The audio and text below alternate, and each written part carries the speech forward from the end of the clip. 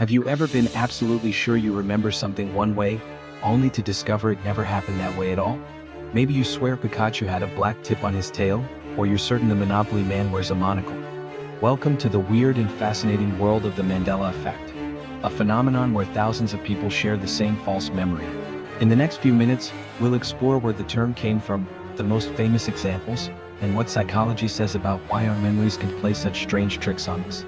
The term Mandela Effect was coined by researcher Fiona Broom in 2009. She and many others vividly remembered Nelson Mandela dying in prison in the 1980s, even though in reality he was released in 1990 and later became South Africa's president. This wasn't just one person misremembering, it was thousands. She gave it a name, the Mandela Effect. It describes collective false memories, large groups recalling the same detail incorrectly.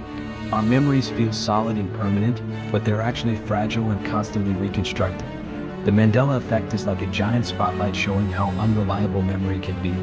Let's look at some of the most famous examples. As you hear them, notice which ones you believed. Berenstain Bears versus Berenstain Bears. Many people are certain the children's books were spelled with a new Berenstain, but they're actually Berenstain. Looney Tunes versus Looney Tunes. Because cartoons are tunes, our brains assume it's spelled that way. But it's always been tunes. Monopoly Man. Most of us picture him with a monocle. In reality, he's never worn one. Luke, I am your father. This is the most misquoted line in cinema. In Star Wars, Darth Vader actually says, "You know, I am your father."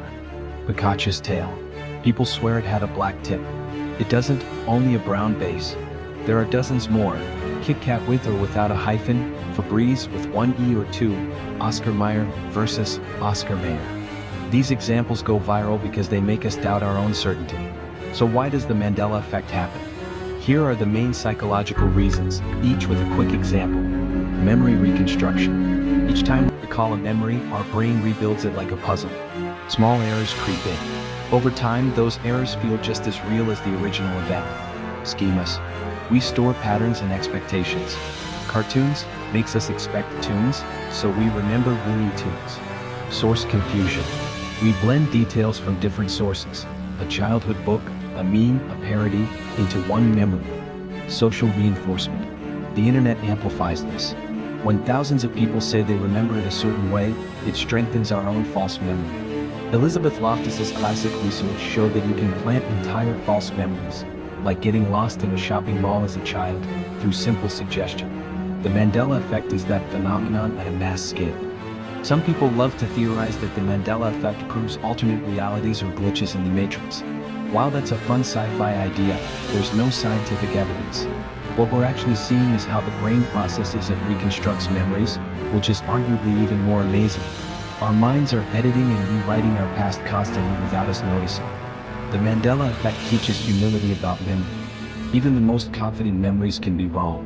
This matters for eyewitness testimony, history, and even our own life stories. So next time you're sure about a detail from your past, a movie quote, a logo, a childhood memory, pause for a second. Your brain may be doing its own little magic trick.